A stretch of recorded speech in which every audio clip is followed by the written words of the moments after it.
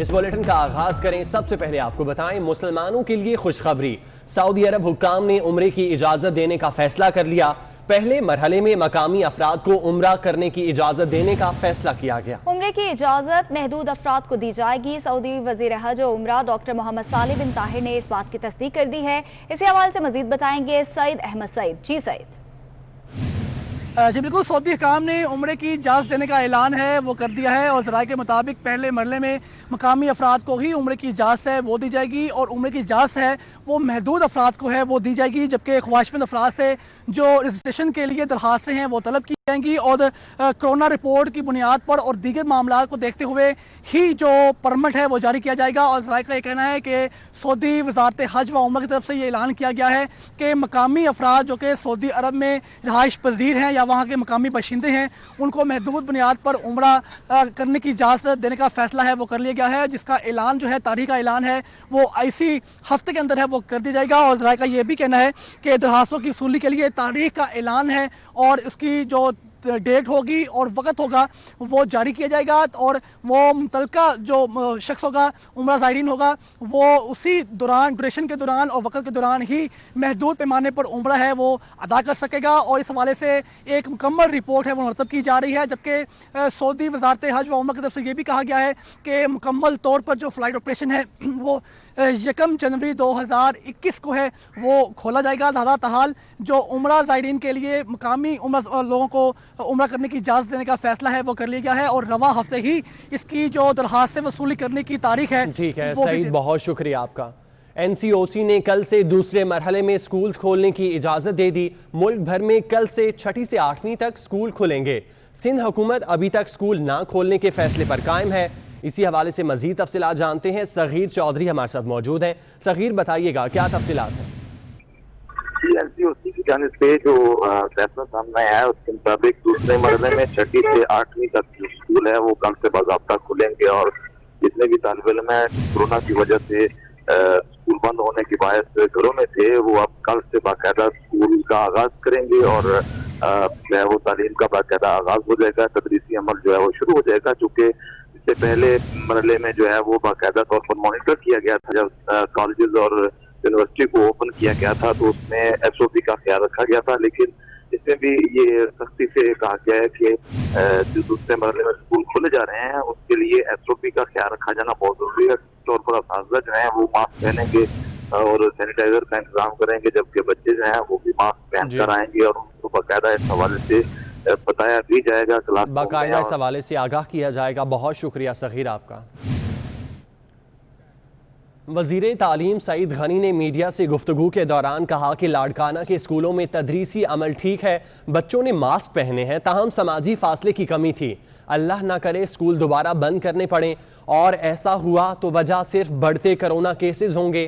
तालीम ज़रूर मुतासिर हुई, लेकिन सिंध हुकूमत की ये बात तयशुदा है कि बच्चों की सेहत पर समझौता नहीं करना। मास्क सबने पहने हुए थे, लेकिन जो डिस्टेंसिंग है वो प्रॉपर नहीं थी। अक्सर स्कूल्स में और कॉलेजेस में जो बच्चे थे बच्चियां थीं वो निस्बतन करीब बैठे हुए थे आपस में, तो वो मैंने अभी कहा है सख्ती से कि ये इसको इम्प्लीमेंट करवाएं। अगर वहाँ स्टूडेंट्स ज़्यादा हैं और SOPs पर अमल दरामद करना मुश्किल होता है तो वो अपनी शिफ्ट्स बढ़ा दें। देखिए, कोशिश तो हमारी ये है कि SOPs पर अमल दरामद करवाएं और जो आने का मेरा मकसद है, मुख्तलिफ सूबे सिंध के ज़िलों में मैं जा रहा हूँ कि मैं ख़ुद भी देखूँ कि हम कितना इम्प्लीमेंट करवाने में कामयाब हुए हैं। तो कोशिश है कि कामयाब हो जाएं और अल्लाह करे कि हमें स्कूल दोबारा बंद ना करने पड़े, लेकिन बंद करने की नौबत अगर आई तो उसकी वजह सिर्फ ये होगी कि केसेस अगर खुदा न खास्ता बढ़ जाते हैं तो होगा, और ओवरऑल अगर मुल्क में कोरोना की वजह से सूरत ख़राब होती है तो तब हमें करना पड़ेगा। एक चीज़ हमने बिल्कुल वाज़ेह तौर पर तय की हुई है सिंध हुकूमत ने कि बच्चों की सेहत पर हम कंप्रोमाइज़ नहीं करेंगे, वो हमारी प्रायोरिटी है। और ज़ाहिर है तालीम मुतासिर हुई है, तालीम मुतासिर हो सकती है, जो प्राइवेट स्कूल्स हैं उनके लिए बड़े मसाइल हैं, लेकिन बच्चों की जो सेहत है वो हमारी सबसे ज़्यादा अवलीन तरजीह है। और मनी लॉन्ड्रिंग केस में अबूरी जमानत के लिए शहबाज शरीफ लाहौर हाई कोर्ट पहुंच गए। समाअत कुछ देर में होगी। आपको बताएं, मनी लॉन्ड्रिंग केस है, अबूरी जमानत के लिए शहबाज शरीफ लाहौर हाई कोर्ट पहुंचे हैं। यहां पर सिक्योरिटी के इंतहाई सख्त इंतजाम किए गए हैं, जबकि कारकुनान की कसीर तादाद यहां पर मौजूद है, लीगी रहनुमा है, उसके अलावा अवाम भी यहां पर कसीर तादाद में इजहार यकजहती के लिए वहां पर मौजूद है। मनी लॉन्ड्रिंग केस है और अबूरी जमानत के लिए शहबाज शरीफ लाहौर हाई कोर्ट पहुंचे हैं।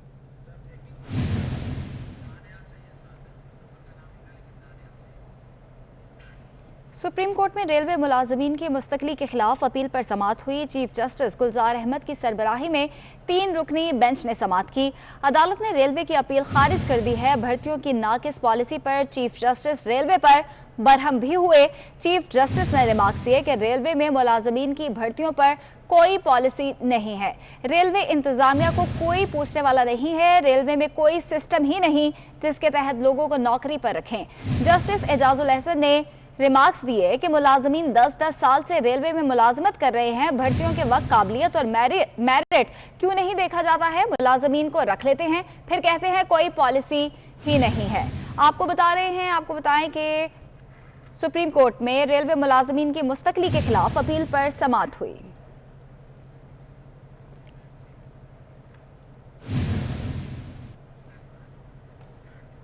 करतारपुर में बाबा गुरु नानक की बरसी की तकरीबात का तीसरा और आखिरी दिन है। तासुब और जंगी जुनून में मुब्तला भारत ने सिखों को बाबा गुरु नानक की बरसी की तकरीबात में शिरकत करने से रोक दिया।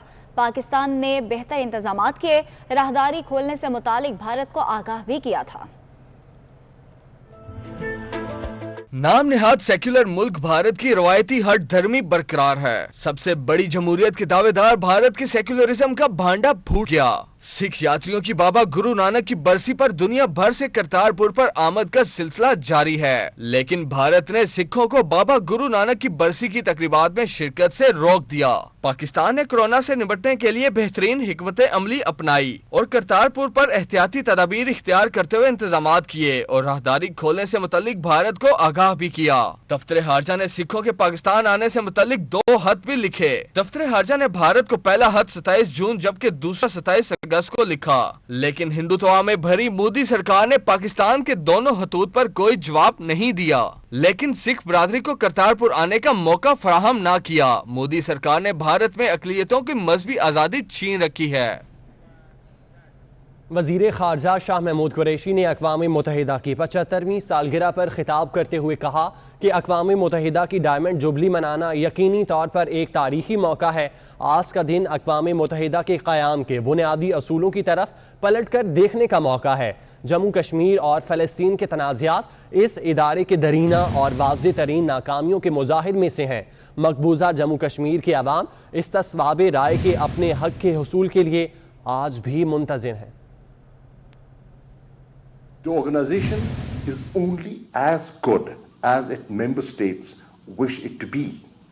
The Jammu and Kashmir and Palestine disputes are the organization's most glaring and long-standing disputes. The people of occupied Jammu and Kashmir still await fulfillment of the commitment made to them by the United Nations to grant them their right to self-determination. Pakistan has been on the Security Council 7 times, headed ECOSOC 5 times, and led the UN General Assembly and the G77. We are active participants in reform processes, including the reform of the Security Council. Pakistan has contributed over 200,000 troops to 47 missions in 26 countries, losing 157 of our bravest in the process. We have hosted the largest protracted refugee population. Islamabad में ऐवान सदर में चीनी सफ़ीर को award देने की तकरीब हुई। चीन के सफ़ीर को हलाल पाकिस्तान अवार्ड दिया गया। इस्लामाबाद में ऐवान सदर में चीनी सफ़ीर को अवार्ड देने की तकरीब हुई और चीन के सफ़ीर को हलाल पाकिस्तान अवार्ड दिया गया। सदर मुमलिकत ने चीन के सफ़ीर को अवार्ड दिया।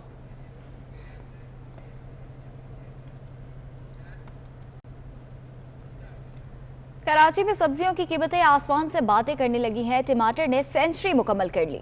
आलू और प्याज भी महंगे हो गए। मजीद तफसीलात जानते हैं, हबीब खान हमारे साथ मौजूद हैं। हबीब, बताइएगा किस भाव सब्जियां बिक रही हैं? जी बिल्कुल, शहर कायद में सब्जियों की कीमतें जो है वो आसमान से बातें करने लग गई हैं। बुनियादी ज़रूरत है हर खाने की शहर में जो है वो, जब भी खाना पकाने के लिए कोई भी निकलता है तो सब्ज़ी में अगर बिलखुसूस प्याज और टमाटर की बात करें तो बुनियादी ज़रूरत है। लेकिन इस वक्त अगर सब्जियों की कीमतों के हवाले से बात करें तो ये टमाटर जो इस वक्त मेरा कैमरामैन आपको स्क्रीन पर दिखा रहा है, ये टमाटर 100 से 120 रुपये इस वक्त शहर की मुख्तलिफ मार्केटों में जो है वो फ़ी किलो फ़रोख्त किया जा रहा है। इसी तरह से प्याज की बात करें तो प्याज 50 से 60 रुपये की फ़ी किलो जो है वो इसकी कीमत अभी रखी गई है। आलू भी जो है वो 50 रुपये फ़ी किलो तक फ़रोख्त किया जा रहा है। इसके अलावा अगर मौसमी सब्ज़ी के हवाले से बात करें जिसमें भिंडी है और फलियाँ हैं और इसके अलावा दीगर सब्जियाँ हैं, तो इनकी गुज़िश्ता दिनों में कीमतें हमने देखा कि 200 रुपये से भी तजावुज़ कर चुकी थी। इस वक्त भी 200 रुपये फ़ी किलो तक ही जो है वो इस किस्म की सब्जियाँ जो मौसमी सब्जियाँ हैं वो फ़रोख्त की जा रही हैं। शहरियों का मुतालबा यही है कि सब्ज़ी जो है वो एक बुनियादी ज़रूरत है, बिलखुसूस टमाटर और प्याज जो कि हर खाने की बुनियादी ज़रूरत है, उनकी कीमतों में कमी जो है वो करवानी चाहिए। लेकिन जब यहाँ पे हमने सब्ज़ी फरोशों से बात की है तो उनका कहना यह है कि हालिया जो बारिशें हुई हैं उसके बाद फसलों की जो सूरत हाल है जिसकी वजह से कई फसलें तबाह हुई हैं और सब्ज़ी की जो सप्लाई है वो बहुत कम हो गई है और सप्लाई कम होने के बाद जो है वो कीमतों में जो है वो इजाफा देखा गया है। लेकिन आइंदा कुछ रोज़ में जब फसलें दोबारा जो तैयार हो जाएंगी तो उसके बाद कीमतों में कमी जो है वो उसका इम्कान जो है वो जाहिर किया जा रहा है। लेकिन फिलवक्त शहर में अगर बात करें तो सब्जियों की कीमतों में ठीक है हबीब, बहुत शुक्रिया आपका। कराची में बिजली की बंदिश का दौरानिया 12 घंटे तक पहुंच गया कि इलेक्ट्रिक ने लोड शेडिंग का जवाब गैस की फराहमी में कमी को बना लिया। इसी हवाले से बताएंगे महमूद रियाज। जी महमूद। शहर कायद के बासी इस वक्त अगर परेशान है तो वो के इलेक्ट्रिक की एलानिया और गैर एलानिया लोड शेडिंग से शहर में 4 से 6 घंटे की जो है वो लोड शेडिंग जारी है। जो इलाके लोड शेडिंग से मुस्तस्ना थे वहाँ पर भी लोड शेडिंग हो रही है। इस वक्त हमारे साथ कराची है, वहाँ में कितने घंटे आप खुद बताइए कि लोड शेडिंग हो रही है, कहाँ रहते हैं? सर लियाकताबाद में रहता हूँ मैं। 2.5 घंटे की लोड शेडिंग है, लेकिन जब वो बंद करते हैं तो खोलना भूल जाते हैं। 6-6 घंटे लाइट नहीं होती हमारी, कहाँ गुजारा करें हम लोग, बाहर रोडों पे बैठे। बेड़ा गर्क हुआ हुआ है, जाके कहो तो कहते हैं जी वो फॉल्ट आ गया है। अब फॉल्ट आ गया तो हमारी जिम्मेदारी तो नहीं है ना। आप कहाँ रहते हैं और क्या सिचुएशन? यहीं पे फेज 2 में रहते हैं। सुबह 9 से 10 जाती है और 2 से 3 जाती है और रात को 12 से 1:30 बजे तक जाती है और ये मसलसल हो रहा है। 3.5 घंटे की यहाँ पे लोड शेडिंग है। आप बताइए कितनी मुश्किलात हो रही कारोबार के लिए? कारोबार के लिए काफ़ी मुश्किलात होती है क्योंकि हमारा काम बिजली पे है सारा और कुछ भी नहीं है। लाइट जाती है 3-3 घंटे, रात को भी जाती है, तकरीबन 1 बजे जाती है तो 2-2:30 बजे आती है।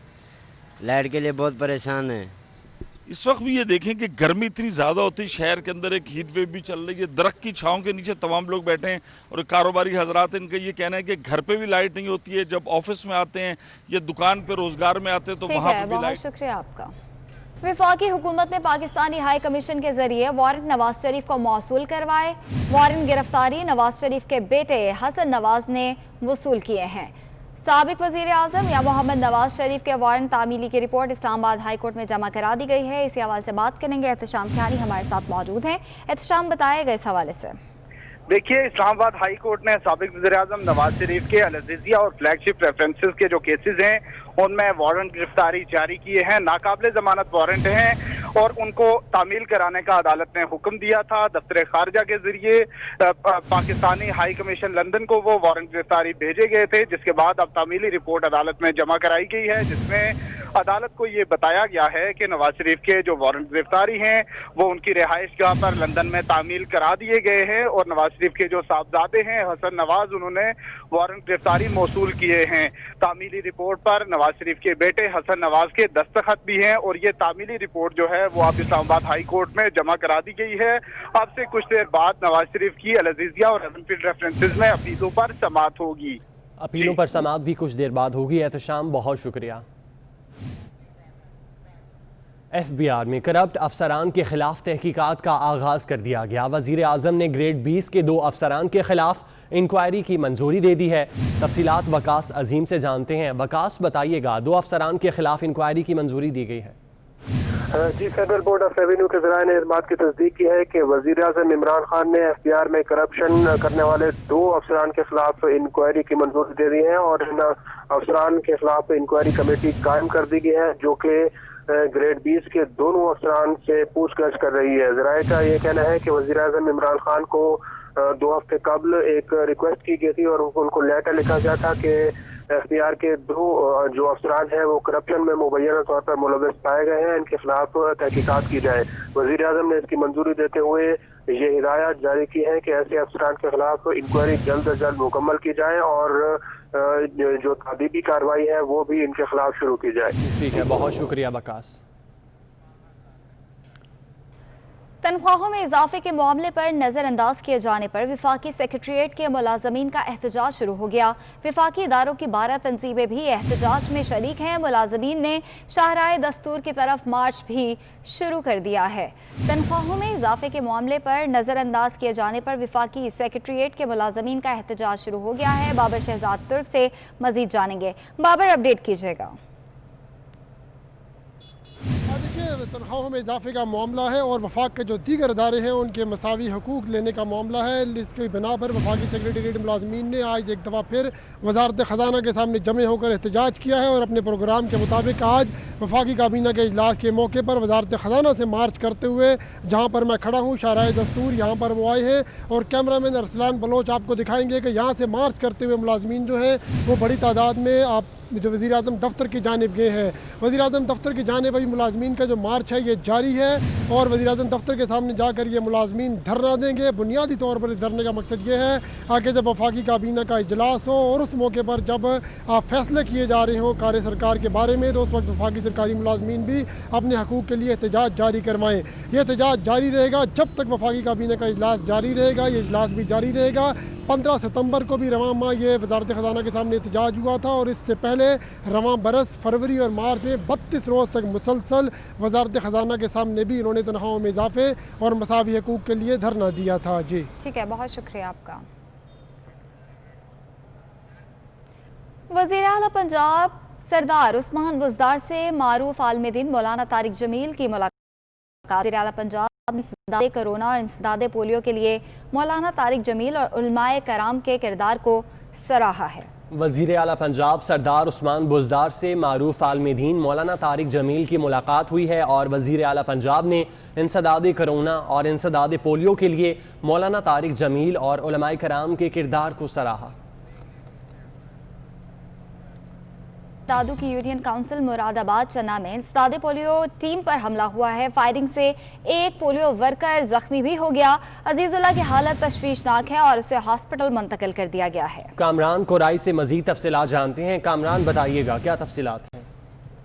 जी बिल्कुल, दादू की यूनियन काउंसिल है मुरादाबाद चन्ना, जहाँ पे पोलियो वर्कर पर जो है वो नामालूम अफराद ने जो है वो अंधाधुंध फायरिंग शुरू कर दी और गोली लगने से जो एक पोलियो वर्कर है अजीजुल्लाह पामर वो शदीद जख्मी में जख्मी को जो है सिविल अस्पताल दादू मुंतकिल किया गया, जहाँ पे एडिशनल डिप्टी कमिश्नर दादू ऐसी नज़ीर सुमरो भी पहुँच गए हैं और हालत वो उसकी तफ्तीशनाक है जिसकी वजह से उसको रेफर किया जा रहा है नवाब शाह।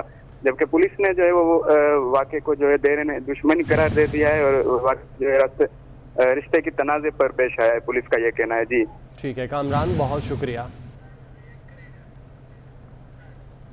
24 घंटों में पंजाब में मजीद 3 तालिबे इल्म कोरोना वायरस का शिकार हो गए। एक तालिबे इल्म का ताल्लुक ननकाना साहब और 2 का ताल्लुक फैसलाबाद से है। पंजाब में कोरोना के शिकार तलबा की तादाद 59 हो गई है। आपको बता रहे हैं 24 घंटों में पंजाब में मजीद 3 तालिबे इल्म कोरोना वायरस का शिकार हो गए हैं। इन तालिबे इल्मों में एक का ताल्लुक ननकाना साहब जबकि 2 का फैसलाबाद से है और इस तरह पंजाब में कोरोना के शिकार तलबा की तादाद 59 हो गई है।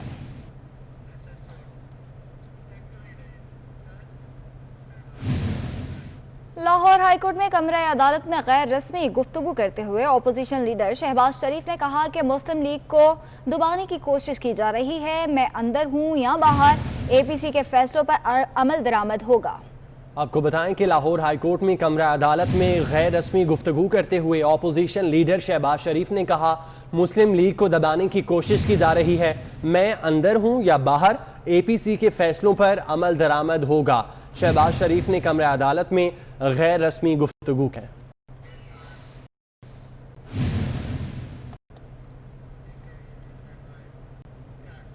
हेरा इस्माइल खान से ताल्लुक रखने वाले इरफान महसूद का वर्ल्ड रिकॉर्ड अप्रूव हो गया। इरफान महसूद ने इराक के जर्जीस रशीद का 44 पुश का रिकॉर्ड 49 पुशअप्स लगाकर तोड़ दिया।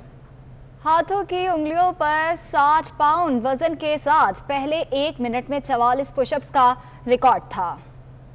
आपको बता रहे हैं डेरा इस्माइल खान से ताल्लुक रखने वाले इरफान महसूद का वर्ल्ड रिकॉर्ड अप्रूव हो गया है। इरफान महसूद ने इराक के जर्जीश रशीद का 44 पुशअप्स का रिकॉर्ड 49 पुशअप्स लगाकर तोड़ दिया।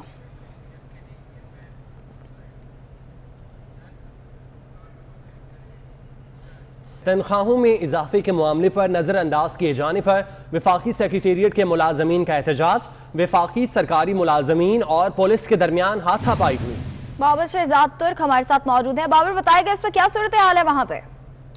देखिए, वजारत खजाना के सामने एक दफा फिर वफाकी सेक्रेटेरिएट की तमाम वजारतों, महकमों, डिवीजन के मुलाजमीन इकट्ठे हुए हैं।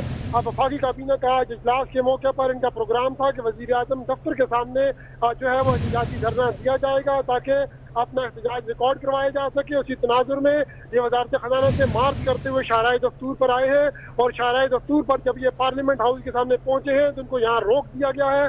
पुलिस और मुलाजमीन के दरमियान हाथापाई हुई है। पार्लियामेंट हाउस के जो मेन गेट है वो बंद कर दिए गए हैं। पुलिस की भारी नफरी तैनात कर दी गई है।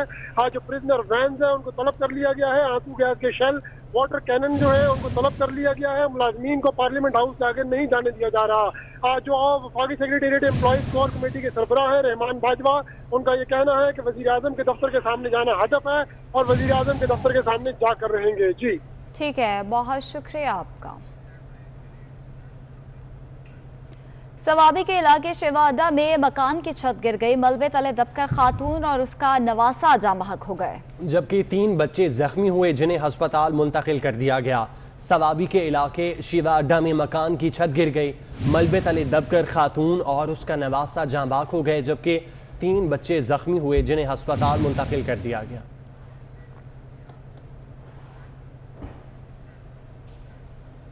इस बुलेटिन से इतना ही। आप देखते रहिए 24 न्यूज़।